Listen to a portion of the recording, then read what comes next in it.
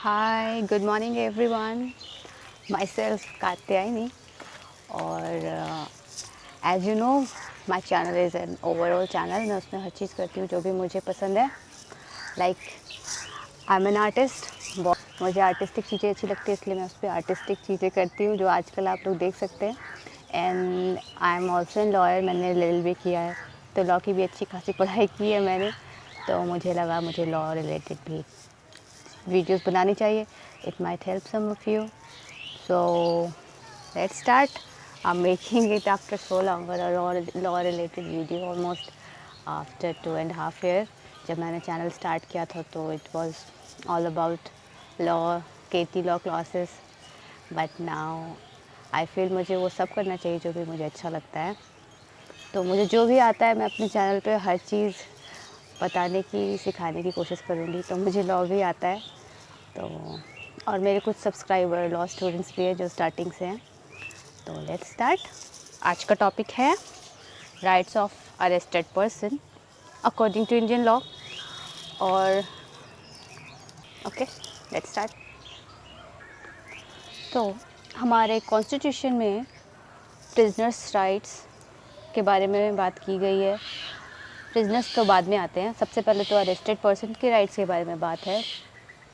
Specified भी है हमारे फंडामेंटल राइट्स के अंदर. कुछ आर्टिकल जो है कॉन्स्टिट्यूशन को स्पेसिफाई करके बताते हैं कि एक अरेस्टेड पर्सन का राइट क्या है.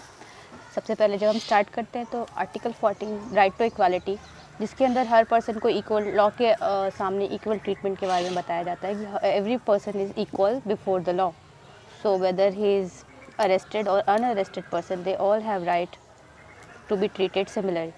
And the most important principle upon which the rights of an arrested person depend under our constitution is accused is innocent until proven guilty.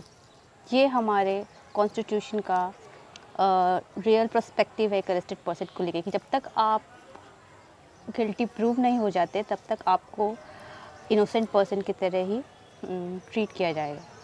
तो आर्टिकल 14 भी यही कहता है, ठीक है, कि सब इक्वल हैं बिफोर द लॉ. सो जब तक आप प्रूव नहीं हो जाते कि आपने रॉन्ग किया है कोर्ट के सामने, कोर्ट ऑफ लॉ के सामने, तब तक आपको डिस्क्रिमिनेट नहीं किया जा सकता ऑन एनी ग्राउंड. देन आता है हमारे article 20 protection in respect of conviction. तो आर्टिकल 20 बात करता है protection in respect of conviction. No person shall be convicted of any offence except for the violation of a law in force at the time of commission of an act. It means आपने जो crime किया है उससे related law जिस time आपने crime किया है हमारी कंट्री में इम्प्लीमेंटेड होना चाहिए. ये नहीं कि हमारा लॉ आज इम्प्लीमेंट हुआ थेफ्ट को लेकर, आपने चोरी 20 साल पहले की थी और थेफ्ट को लेके लॉ आज बना तो आपको 20 साल पहले जो आपने क्राइम किया उसके लिए आज आपको पनिश किया जाएगा. नहीं, पनिशमेंट आपको तब मिलेगी जब वो क्राइम एक्चुअली लॉ में पेनलाइज किया गया हो, जब उसे क्राइम की तरह ट्रीट किया जा रहा है आपके एक्ट को. तभी अगर इस टाइम पे लॉ इम्प्लीमेंटेड है और इस टाइम पे आपने क्राइम कर दिया, चोरी कर ली, तभी आपको पनिश किया जाएगा. तो सबसे तो यही था. Then the second one is no person would be punished for the same offence more than one. एक बार आपको सज़ा मिल गई, आपने क्राइम कर लिया, एक बार आपको सज़ा मिल गई, आपने वो सज़ा काट ली, तो आपको सेम क्राइम के लिए दोबारा से ट्रायल पे नहीं डाल सकते, दोबारा से पनिश नहीं कर सकते. Once it is done, it is done. So this is the second principle.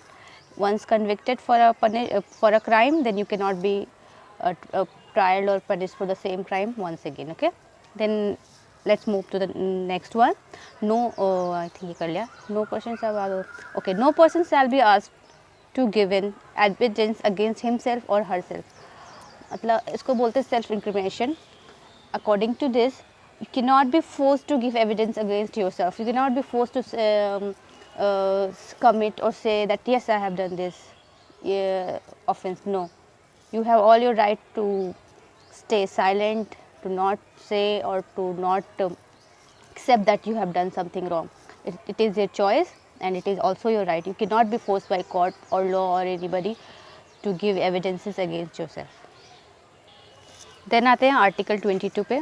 जो कहता है no police official can arrest any individual without informing the accused the ground of his arrest. It means nobody can arrest you randomly just because वो police हैं या फिर वो किसी बड़ी अथॉरिटी हाई अथॉरिटी पर हैं वो आए और आपको अरेस्ट कर लिया, ये नहीं हो सकता। हर एक पर्सन को when ever he is getting arrested he has right to ask or to see the grounds of his arrest, on what basis are you arresting the person. So it is given under article 22 of the constitution कि जब भी आपको arrest किया जा रहा है तो आपको ग्राउंड ऑफ अरेस्ट आपको इन्फॉर्म करना पड़ेगा पुलिस को या फिर जो भी आपको अरेस्ट करने आ रहे हैं, बिना आपके बताए हुए आपको अरेस्ट नहीं कर सकते, ठीक है। और बाकी इस सेक्शन से इस आर्टिकल से रिलेटेड प्रोविज़न हमारे CRPC में बहुत सारे हैं, तो मैं आपको बताती हूँ।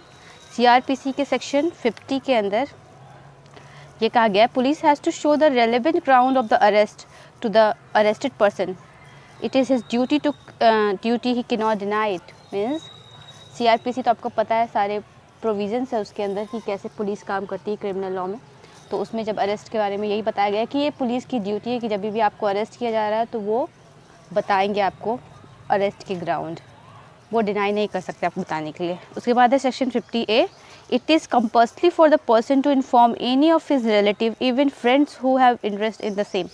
It means section 50A CRPC के अंदर ये कहा गया कि जब भी आपको अरेस्ट किया जा रहा है तो आपके पास राइट है कि आप किसी अपने रिलेटिव या फ्रेंड या जो भी इंटरेस्टेड है कंसर्न है आप में, उनको आप ये बताएं कि हाँ मुझे अरेस्ट किया जा रहा है, please come and help whatever you have right to inform your relative or friend. Then आता है section 55 when the okay section 55 बात करता है अगर कोई जूनियर ऑफिसर पुलिस में जिसको अथॉरिटी नहीं है आपको अरेस्ट करने के लिए लेकिन वो अरेस्ट करने के लिए आ रहा है तो उस जूनियर ऑफिसर को अपनी अथॉरिटी शो करनी पड़ेगी दैट उसके सीनियर ने उसे डेलीगेट किया ये पावर टू अरेस्ट, तो उसे वो जो भी डॉक्यूमेंट है या जहाँ से भी उसे ऑर्डर मिले ऑर्डर्स आए वो उसे दिखाना पड़ेगा, बिना ऑर्डर्स शो किए वो नहीं आपको अरेस्ट कर सकता क्योंकि उसके पास अथॉरिटी नहीं है आपको अरेस्ट करने की। तो ये सेक्शन 55 कहता है CRPC का। आर्टिकल 22 आया फिर से, इसके अंदर ये है आर्टिकल 22 के अंदर सबसे इम्पॉर्टेंट है ये कि 24 घंटे के अंदर आपके अरेस्ट के 24 घंटे के अंदर अगर आपको बिना वारंट के अरेस्ट किया गया है तो आपको नियरेस्ट मजिस्ट्रेट के सामने पेश होना पड़ेगा, करना पड़ेगा पुलिस को। अगर आपको नहीं किया गया 24 घंटे के अंदर पेश तो आपको इलीगल डिटेंशन भी माना जा सकता है कि पुलिस ने आपको इलीगली डिटेन करके रखा हुआ अगर 24 के आवर्स के अंदर आपको नहीं पहुंचाया पेश किया गया एक मजिस्ट्रेट के सामने। और सेम प्रोविज़न है CRPC के अंदर सेक्शन 76 में, इसमें सेम लैंग्वेज यूज़ है कि 24 घंटे के अंदर आपको मजिस्ट्रेट के सामने प्रेजेंट होना चाहिए। और इसमें एक चीज़ और इंक्लूडेड है कि इसमें जो भी ट्रैवलिंग टाइम होता है जो पुलिस स्टेशन से लेके कोर्ट जाने में जो भी ट्रैवलिंग टाइम लगता है उसको एक्सक्लूड कर देना होता है। 24 घंटे काउंट करने में जो भी ट्रैवल के लिए समय लग रहा है, आने जाने में जो समय लग रहा है उसे एक्सक्लूड करके 24 घंटे होने चाहिए। अगर उसके एक्सक्लूड करने के बाद भी 24 घंटे अगर पुलिस ने आपको प्रेजेंट नहीं किया कोर्ट के सामने तो इलीगल डिटेंशन के अंदर आएगा, ठीक है। अब राइट टू रिलीज़ देन आप सबको पता है कि हम सबके पास बेल का राइट होता है, तो right to be release on bail it is there in CRPC section 50 clause 2। Arrested person has right to release on bail by arranging securities और कॉलिंग हिज लॉयर और बाय एनी वे, लेकिन he has right to be. Next come right to a fair and just trial which also include right of speedy trial and it was held in Husaina Khatun versus State of Bihar. In this case, court discussed about the principle of natural justice and right of free and fair and just trial and speedy trial, everything, ठीक है। Article 39A talks about the free legal aid to the needy people or person. It means if a person is so poor, his economic condition is not so good to defend himself in the court of law, then the state government will help him in his trial by providing him a government lawyer or exempting his court fees, things like that. So basically इसके पीछे ये है कि किसी भी person को बस इसलिए क्योंकि वो पैसे नहीं हैं उसके पास तो अपने जस्टिस से वो डिप्राइव नहीं होना चाहिए, उसे फेयर चांस मिलना चाहिए अपने आप को कोर्ट में डिफेंड करने के लिए, इसलिए गवर्नमेंट उसे हेल्प करती है केस को लड़ने में। ठीक है, तो ये सब तो थे इम्पॉर्टेंट चीज़ें जो मैंने आपको बता दी कि क्या क्या होते हैं अरेस्टेड पर्सन के राइट। अब एक बार हम ओवरऑल फटाफट जल्दी कर लेते हैं। मैं जल्दी पढ़ूँगी सारे और आप सुनना, ताकि आपके दिमाग में फीड हो जाए और एग्ज़ाम में अगर लिखने को आए तो आपको मेरी आवाज़ एग्ज़ाम रूम में याद आए कि हाँ क्या क्या बोला था, और वो सब आप लिख दो। ठीक है, तो करते हैं। ठीक है, तो CRPC के अंदर क्या क्या है? Right to know the grounds of arrest 50, section 50 ये तो हमने कर लिया। राइट टू हैव बेल ये भी हमने कर लिया।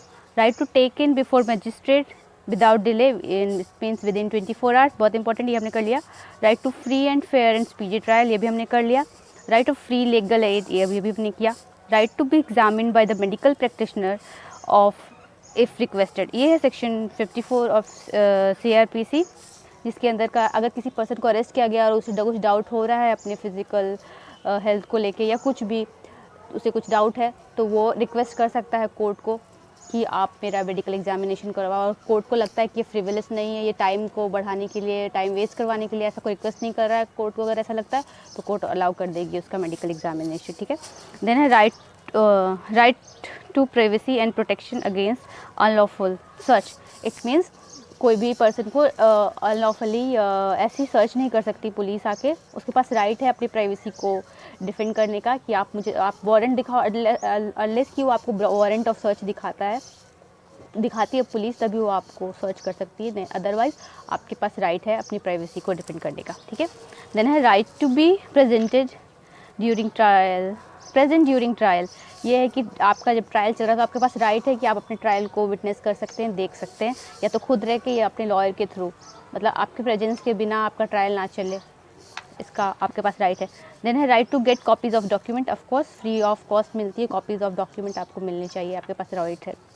देन है right to cross examine by prosecution to prove his innocence, मतलब कि जो पर्सन वो अक्यूज है उसके पास राइट है कि वो उसका क्रॉस एग्जामिनेशन हो, प्रोसिक्यूशन मतलब कि अगेंस्ट साइड के जो लॉयर हैं, और ताकि वो अपना जो भी दलील है, अपनी जो भी ग्राउंड है अपने इनोसेंस को लेके वो उसके सामने रख पाए, प्रोसिक्यूशन लॉयर के सामने, तो उसके पास राइट है टू बीइंग क्रॉस एग्जामिन्ड।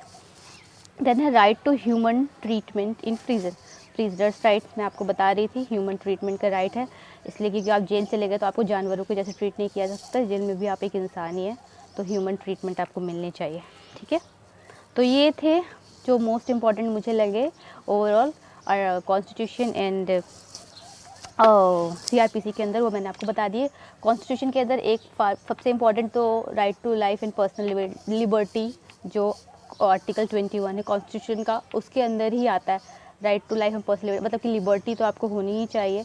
जब आपको अरेस्ट किया जा रहा है तो आपका तो वो वाला राइट ही एक तरह से इन्फ्रिंज हो रहा है, पर आपने क्राइम किया है, आपने ऐसा कुछ कमिट किया है तो कोर्ट ऑफ लॉ तो आपको कर ही सकती है अरेस्ट, तो आर्टिकल 21 के अंदर भी ये राइट्स आते हैं, इसीलिए आपको free and fair speedy trials and all that, self incrimination से बचना, डबल जियोपार्डी, इन सब से बचाने के प्रोविजंस आपको कॉन्स्टिट्यूशन में दिए गए हैं। ठीक है, अब कुछ तो इम्पॉर्टेंट केस लॉ कर लेते जो आपको याद आ जाए एग्जामिनेशन हॉल में एग्ज़ाम के टाइम पे। वो हैं, फर्स्ट है नंदिनी सत्यपति वर्सेस PL दानी 1978 AIR। इसमें कहा गया था no one can forcibly extract statement from accused, ये मैंने आपको पहले ही बताया कि फोर्सिबली अक्यूज से आप उसका क्राइम एक्सेप्ट नहीं करा सकते, उसको कन्फेस नहीं करा सकते कि उसने क्राइम किया है, तो सेल्फ इंक्रिमिनेशन इसी को बोलते हैं, अपने अगेंस्ट वो स्टेटमेंट नहीं दे सकता, उसको फोर्स नहीं कर सकते अनलेस कि वो सच में चाहता है देना। ठीक है, दूसरा है DK Basu versus state of West Bengal 1947 I hope.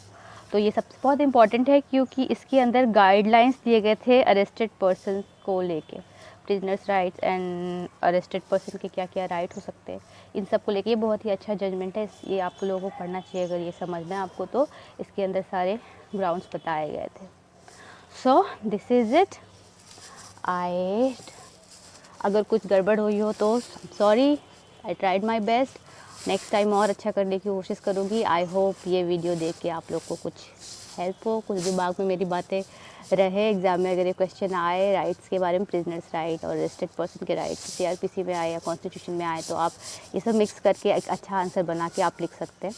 तो आई होप आपकी हेल्प हो, और कुछ इनकन्वीनियंट लगा हो वीडियो के अंदर तो उसके लिए सॉरी। मैंने बहुत दिनों बाद बनाया, मैं आगे और अच्छा बनाने की कोशिश करूँगी, और अच्छा लगे तो लाइक कर देना, एंड दैट्स इट। एंड हो सकता है मैं कहीं कहीं पे बहुत स्लो हूँ, तो आप लोगों को अगर अपना टाइम सेव करना तो इस वीडियो को फास्ट मोड में कर देना, स्पीड बढ़ा देना और देख लेना। Okay, bye, thank you. Hi, good morning everyone, myself Katyayani, और as you know my channel is an overall channel. मैं उसमें हर चीज़ करती हूँ जो भी मुझे पसंद है। Like I am an artist,